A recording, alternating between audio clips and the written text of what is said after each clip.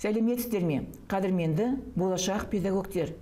Сіздердің назарларыңызға педагогика пәнінен педагогикалық кәсіп пен іс-әрекеттің жалпы сипаттамасы атты тақырыпты ұсынамын. Ұсынылатын әдебиеттер. Негізгі әдебиеттер педагогика оқулықтары, интернет ресурстар, нормативті заңнамалық құжаттар. Қарастыратын мәселелер. Педагогикалық мамандықтың пайда болуы және қалыптасуы. Кәсіби педагогикалық іс-әрекеттің мәні, құрылымы мен мазмұны. Тұтас педагогикалық процестегі тұлғалық қатынас мәселесі. Педагогикалық этика және мұғалім әдебі педагогикалық процесс субъектілері арасындағы өзара қатынастың негізі. Педагогикалық білім беруді жаңғыртудың әлемдік тенденциялары.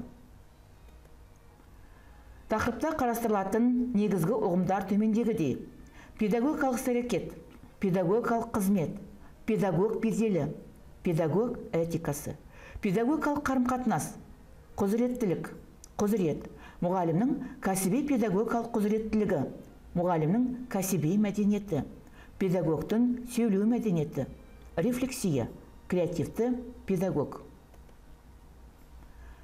Мұғалімдік мамандық жан-жақты білімді, шынайы сезімтал болуды, балаларға шексіз сүйіспеншілікті қажет етеді.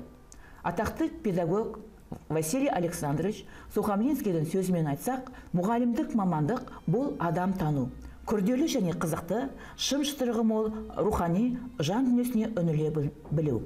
Ал педагогикалық шеберлік пен педагогикалық өнер ол даналықты жүрекпен ұға білу болып табылады. Педагогтың моральдық, психологиялық және этикалық сапаларының мәнін ашып көрсетеміз. Дүние жүзінде Аристотельдің кейінгі екінші ұстаз атанған ұлы даланың кемеңгері Әбу Насыр әл-Фараби педагогтың моральдық, этикалық сапаларын төмендегіше ашып көрсетеді. Мұғалім бойында шыншылдық, шәкірттеріне де, өзіне де талап қоя алушылық, ықыластылық, қаталдық, күш-жігер және педагогикалық такт сияқты қасиеттер сақталуы қажет. Ол тым қатал да болмауға тиіс. Тым ырыққа да жығыла бермеу керек. Өйткені тым қаталдық шәкіртті өзінің ұстазына қарсы қояды, ал тым ырыққа көне беру ұстаздың қатырын кетіреді. Оның берген сабағы мен ғылымға шәкірті селқос қарайтын болады. Кәсіп пен мұғалім ұғымдарының ара жігін ажыратып көрсетеміз. Кәсіп дегеніміз не? Кәсіп адам белгілі бір білім мен дағдыны меңгеруін және оған сәйкес қабілеттер мен кәсіби маңызды қасиеттер болуын қамтамасыз ету үшін қоғамға қажетті іс-әрекеттің тарихи пайда болу формасы. Мұғалім кім? Мұғалім өскелең ұрпақты интеллектуалдық негізін және рухани дүниесін қалыптастырушы.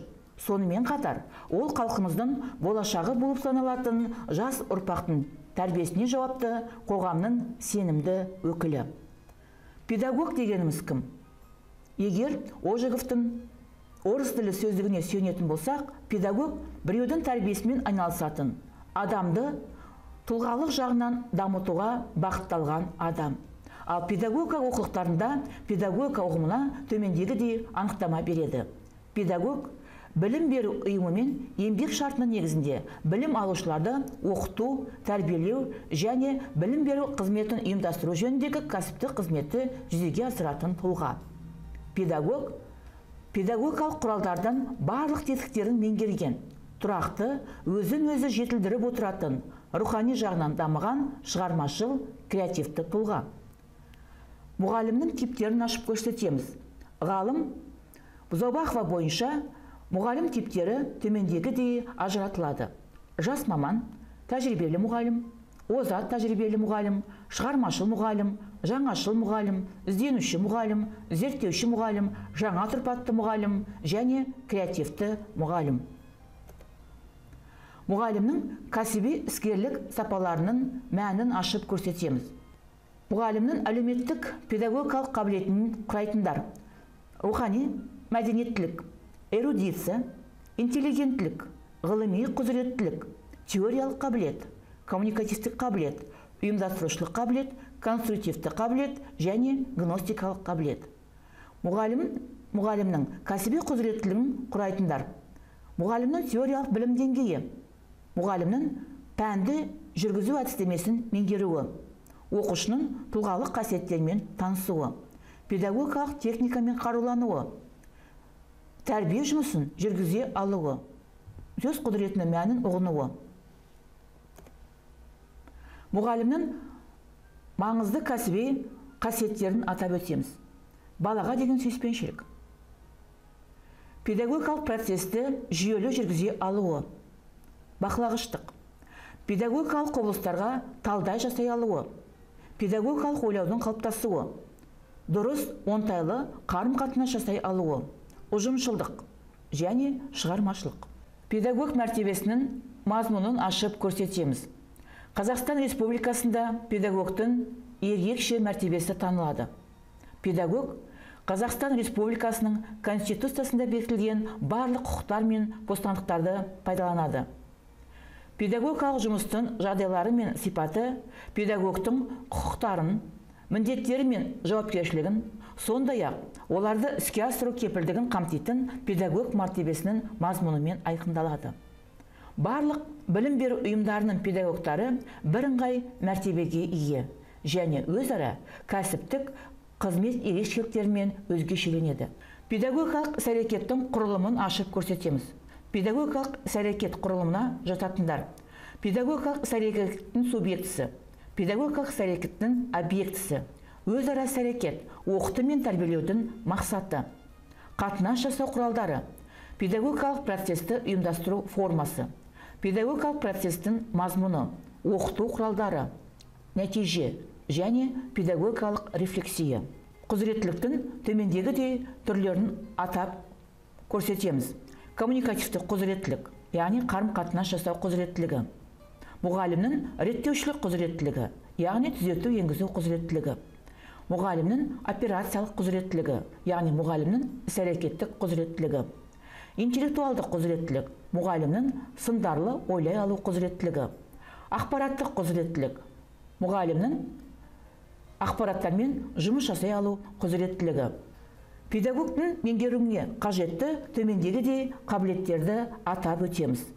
Дидактикалық қабілет, академиялық қабілет, перспективті қабілет, экспрессивті сөйлеу қабілеті, ұйымдастырушылық қабілет, коммуникативті қабілет, конструктивті қабілет және қолданбалы қабілет. Мұғалім мамандығының төмендегідей қырларын атап өтеміз. Мұғалім адам жанының инженері, мінез құлық сәулетшісі, ауру шипагері, ақыл ой мен естің жаттықтырушысы, ой мен сезім дирижері, адамның алғашқы әділ қазысы, жас өркенді мәпелеуші бағбан. Мұғалім мамандығының негізгі ерекшеліктері: мұғалім мамандығының гуманистік сипатта болуы, ұжымдық сипаты, адаптивтік сипаты, шығармашылық сипаты, қарым-қатынастық сипаты және өнегелік сипаты. Педагогикалық әрекет түрлері төмендегідей: іскерлік, шеберлік, шығармашылық және жаңашылдық. Мұғалімнің педагогикалық іс-әрекетінің төмендегідей стильдерін атап өтеміз. Либералдық стиль, авторитарлық стиль және демократиялық стиль. Енді осы мұғалімнің үш стилінің мәнін жеке-жеке ашып көрсетеміз. Либералдық стиль мұғалімнің іс-әрекеті аздау, ал оқушылар өз шешімдерін қабылдауда толық еркіндік алады. Авторитарлық стиль мұғалім өзінің жеке басының үстемдігіне негізделген басшылық. Мұғалім әрбір оқушының іс-әрекетін тек өзі ғана анықтайды, ал оқушылар оны бұлжытпай орындауға міндетті. Үшінші стиль демократиялық стиль. Демократиялық стиль басшылық бөлінеді. Басшылыққа оқушылар да қатыстырылады, яғни жауапкершілік бөлінеді. Тұлғалық бағдарлық білім беру шарттары төмендегідей: жеке тұлғаның өзін-өзі жетілдіруі, тұлғаның ішкі сұранысын қанағаттандыру, тұлғаны дамыту бір тұтастықта жүреді. Оқыту оқушының өз бетімен іс-әрекетіне негізделеді. Оқыту ұлттық және жалпы адамзаттық құндылықтарға арқа сүйейді. Мұғалімнің тұлғалық сапаларын ашып көрсетеміз. Тұлғалық сапалар, кәсіптік сапалар және қабілеттілік. Мұғалімнің тұлғалық сапаларына жататындар: азаматтылық және патриотизм, әлеуметтік белсенділік, нақты интеллигенттілік, зеректілік, ізгіліктілік, мәдениеттілік, бәсекеге қабілеттілік, эмоционалды еріктік сапалар, педагогикалық ізет, педагогикалық мәдениет және педагогикалық дайындық. Мұғалімнің кәсіби сапаларына жататындар: мейірімділік, құндылық бағдар, еңбек сүйгіштік, жаңаша ойлау, диантологиялық парыз, үздіксіз өзін өзі жетілдіруі, креативтілік, қабілеттілік төмендегідей сапалармен анықталынады.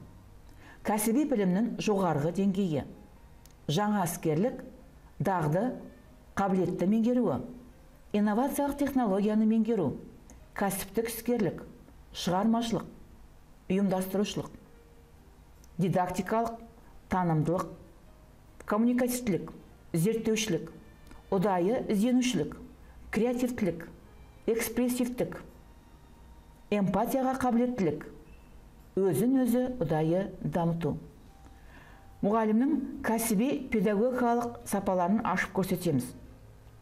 Мұғалімнің кәсіби этикалық сапаларын анықтайтындар: мұғалімнің тұлғасының кәсіби педагогикалық бағыттылығы, мұғалімнің қоғамдағы орны және әлеуметтік беделінің түсінуі, оқушыға кәсіби іс-әрекеттің объективті ретінде қызығушылық таныту және оған деген сүйіспеншілігі.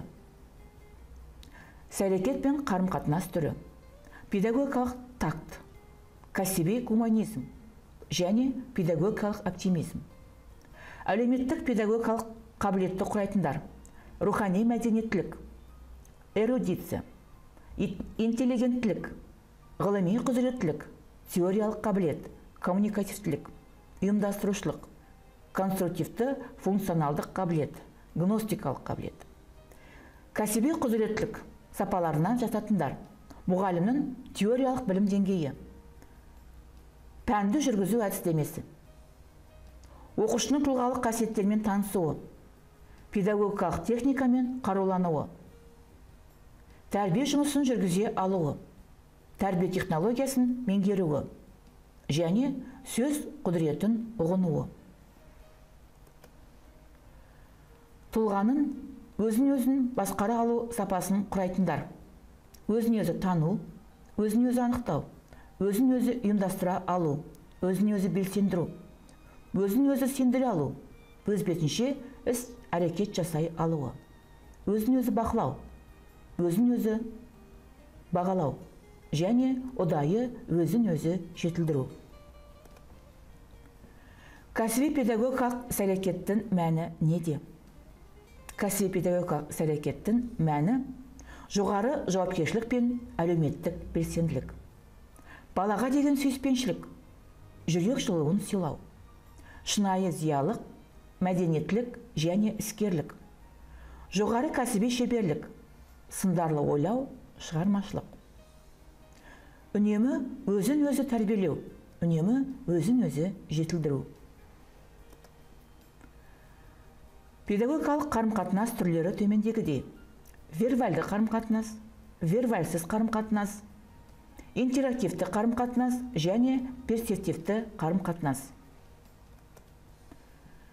Педагогикалық қарым-қатынастың мәндерін жеке-жеке ашып көрсетеміз. Аксиалды қарым-қатынас: ақпаратты бір адамнан екінші бір адамға жеткізу процесі, яғни мұғалім және жеке бір оқушы арасындағы қарым-қатынас. Ретиалды қарым-қатынас: ақпаратты бір адамнан бір топ адамға жеткізу процесі, мұғалім және сынып оқушылары арасындағы қарым-қатынас. Вербальды қарым-қатынас: бір адамнан екінші адамға не болмаса бір топ адамдар арасындағы сөз арқылы ақпараттармен алмасу процесі. Вербальсіз қарым-қатынас: мимика, ишара, пантомимика арқылы сөзсіз қарым-қатынас. Ишара және жест. Қарым-қатынас барысында адамның психикалық көңіл күйіне байланысты қолдарының белсенді қарым-қатынас қозғалыстары. Пантомимика. Қарым-қатынаста адамның қолының, денесінің, аяқтарының, қимылдарының қозғалысы. Мимика. Адам бетінің, бұлшық еттерінің қимыл қозғалыстары арқылы оның психикалық жағдайының, сезімдерінің, көңіл күйлерінің көрінісі. Педагог этикасының негізгі компоненттерін ашып көрсетеміз. Мұғалімнің кәсіби білім, білік деңгейі. Тұлғааралық қарым-қатынас сипаты. Іс-әрекет нормасы мен ережесі. Педагогтың әлеуметтік отбасылық жағдайы. Педагогтың жеке тұлғасының психологиялық сапалары. Тұлғаның моральдық сапалары. Әрекеттің адамгершілік мазмұны. Педагог қызметінің әлеуметтік функциялары. Сонымен педагогтың кәсіби этикасының құрайтындар.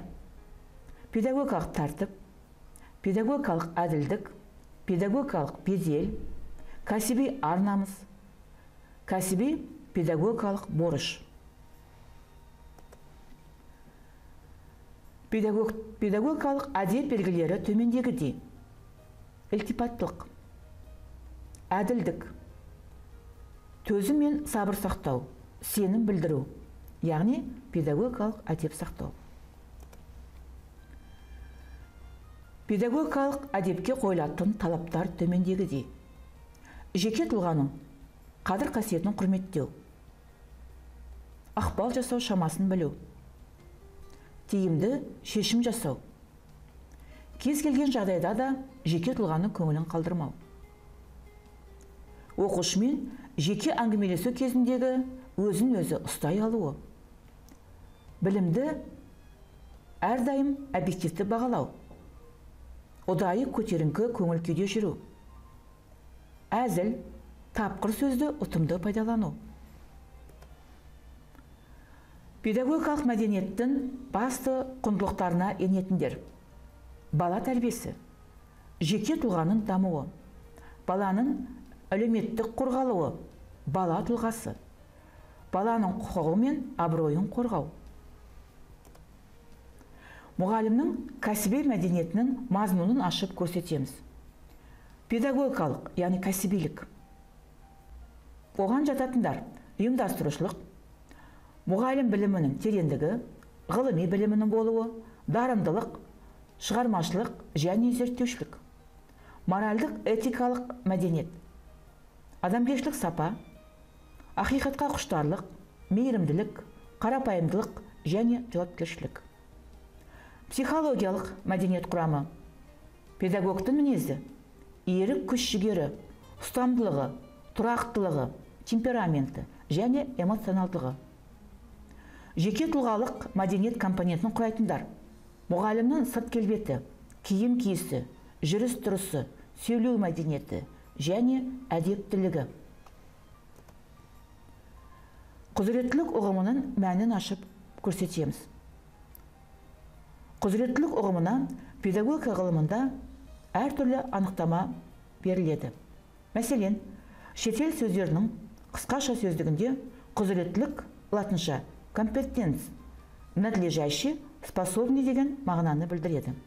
Белгілі бір салада білгір, білікті, өзінің білімімен қандай да бір нәрсені шешуге немесе жасауға құқылы.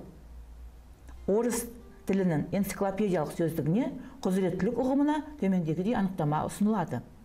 Құзыреттілік, қабілетті, білікті, өз ісін жетік білуі, белгілі бір аймақтағы білім мен тәжірибе. Қазақстандық ғалым Таубаева құзыреттілік ұғымын төмендегідей сипаттайды. Құзыреттілік ол тұлғаның оқыту мен әлеуметтендіру процесі барысында меңгерілген білім мен тәжірибеге негізделген, оның жалпы қабілеті мен іс-әрекетке даярлығы ретінде айқындалатын тұлғаның кіріктірілген қасиеті. Сонымен, құзыреттілік ұғымы білім, білік, дағды, іс-әрекет жиынтығын құрайды. Яғни, құзыреттілік субъектінің өзін-өзі басқара алуы. Мұғалімнің кәсіби құзыреттілігінің субъектілік, нысандылық, пәндік бағыттылығын атап өтеміз. Субъектілік бағыттылығына жататындар: мұғалімнің мақсат қоя білушілігі, шығармашылық, өзіндік диагностика жасай алуы, өзіне өзі баға беру, өз ісіне көзқарас. Нысандылық бағыттылығы, кәсіби іс-әрекет, балалар білімін көтеру жолдарын іздестіру, балалардың танымдық шығармашылық қабілетін арттыру.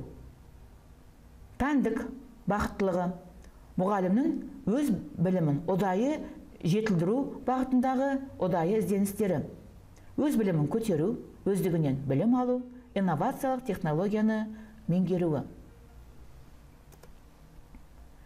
Жалпы педагогика ғылымында педагогикалық шеберлік ұғымына әртүрлі анықтама ұсынылады. Мәселен, ғалым Маслова педагогикалық шеберлік ұғымына төмендегідей анықтама ұсынады. Педагогикалық шеберлік мұғалімнің жалпы және кәсіби мәдениетінің дамуы және оқу тәрбие жұмысын ұйымдастыруда қол жеткен жетістіктердің жоғары сапасы. Ғалым Маркова бойынша педагогикалық шеберлік мұғалімнің жеке тұлғасы, педагогикалық қарым-қатынас, педагогикалық іс-әрекеттің өзара үйлесімділігі. Ғалым Кохарев бойынша педагогикалық шеберлік кез келген педагогикалық мәселені тиімді шеше алатындай психологиялық, педагогикалық даярлықтың жоғарғы деңгейін қамтамасыз ететін мұғалімнің нақты тұлғалық сапаларының жиынтығы. Ғалым Харламов бойынша педагогикалық шеберлік оқу тәрбие процесінің жоғары нәтижесінің тиімділігін қамтамасыз ететін шығармашылықтың, жаңашылдықтың жоғарғы деңгейі. Ғалым Дявин бойынша педагогикалық шеберлік педагогикалық іс-әрекетті жүзеге асырудағы жоғарғы деңгейді қамтамасыз ететін тұлғаның барлық қасиеттерінің жиынтығы. Сонымен, педагогикалық шеберлік деп отырғанымыз жаңашылдықтың жоғарғы деңгейі. Шығармашылық, педагогикалық іс-әрекеттің өзара үйлесімділігі, тұлғаралық сапалардың жиынтығы. Кәсіби өзін-өзі тәрбиелеу процесінің төмендегідей кезеңдерін атап өтеміз. Өзін-өзі тану, өзін-өзі өзектендіру, өз-өзіне есеп беру. Мұғалімді өздігінен білімін жетілдіруге ықпал ететін төмендегідей мотивтерді атап өтеміз. Шығармашылық, жаңалыққа құлшыныс, материалдық ынталандыру, бәсекелестік және ізденіс. Креативті педагогтың кәсіби тұлғалық сапаларын ашып көрсетеміз. Тұлғалық бағыттылығы, азаматтылық пен патриотизм, әлеуметтік белсенділік, нақты интеллигенттілік, зеректілік, ізгіліктілік, мәдениеттілік, бәсекеге қабілеттілік, эмоционалды еріктік сапалары, педагогикалық ізет, педагогикалық мәдениет, педагогикалық дайындық және технологиялық дайындық. Мұғалімнің креативті педагогтың кәсіби сапаларын құрайтындар: адамгершілік, мейірімділік, еңбексүйгіштік, құндылық бағдар, педагогикалық бағытталуы, жаңаша ойлау, сындарлы ойлау, диантологиялық парыз, үздіксіз өз білімін жетілдіре алуы. Қабілеттілік, кәсіби білімнің жоғары деңгейі, жаңа іскерлік, дағды қабілеттерді меңгеруі, инновациялық технологияны меңгеруі, кәсіптік іскерлік, шығармашылық және шеберлік, ұйымдастырушылық, дидактикалық, коммуникативтік, зерттеушілік, ұдайы ізденушілік, креативтілік, экспрессивтік, эмпатия және өзін-өзі дамыту. Педагогикалық қарым-қатынасты орнатуға қойылатын төмендегідей талаптарды атап өтеміз. Қарым-қатынас талаптарын біріктіру. Бақылауды сенімділік сезіміне негіздеу, бақылаудың ұдайы әдепті болуы, ең аз жетістікті қамтамасыз ету, еріксіз күшпен оқытудан бас тарту, оқушылардың қызығушылықтарын дамыту, тұлғааралық қатынастың нормаларын сақтау, оқушылардың құқықтарын қорғау, өзара сыйластық, ынтымақтастық. Мұғалімнің сөйлеу мәдениетіне қойылатын төмендегідей талаптарды атап өтеміз. Сөздің жүйелі, түсінікті болуы, дауыс күшінің сақталуы, дыбыстардың дұрыс айтылуы, сөздің оқушының жас ерекшеліктеріне сай құрылуы, сөйлеу әдебінің сақталуы, сөздің мазмұндық құрылымын сақтау. Сонымен сөйлеу мәдениетінің төмендегідей сапаларына тоқталамыз. Сөздің дұрыстығы, мінсіздігі, тазалығы, байлығы, дәлдігі, қисындылығы, мәнерлігі, бейнелігі, әсерлігі, орындылығы, түсініктілік, жүйелігі, мағыналығы, байланыстылығы, айқындылығы, жандылығы, тартымдылығы, айғақтылығы, ғылымилығы, идеялық, ықпалдылық, иландыра алуы және біртұтастық. Педагогтың кәсіби өзін-өзі тәрбиелеу процесінің кезеңдерін атап өтеміз. Бірінші кезең өзін-өзі тану, екінші кезең өзін-өзі өзектендіру, үшінші кезең өзін-өзі жетілдіру. Рефлексия ұғымының мәнін ашып көрсетеміз. Рефлексия адамды ойлауға бағыттайтын адами түсініктің принципі. Танымның әдіс тәсілдерін сыни талдау, өз білімінің деңгейін білу, өзіндік таным іс-әрекеті, адамның рухани әлемінің ішкі құрылымын ашып көрсету. Ғалым Беспалько бойынша кәсіби өзіндік сананың төмендегідей компоненттерін атап өтеміз. Педагогтың мені, мен белсенді, мен рефлексивті, мен идеалы, мен ретроспективті. Өзіндік рефлексия, өзін-өзі тәрбиелеу, өзіндік мотивациялау, мұғалімнің өзін-өзі бағалау, өзін-өзі жетілдіруден тұрады. Өзіндік рефлексия, мұғалімнің өзін-өзі тану, өзін-өзі бағалау, іс-әрекет нәтижесі және тұлғаның өзгерісімен сипатталады.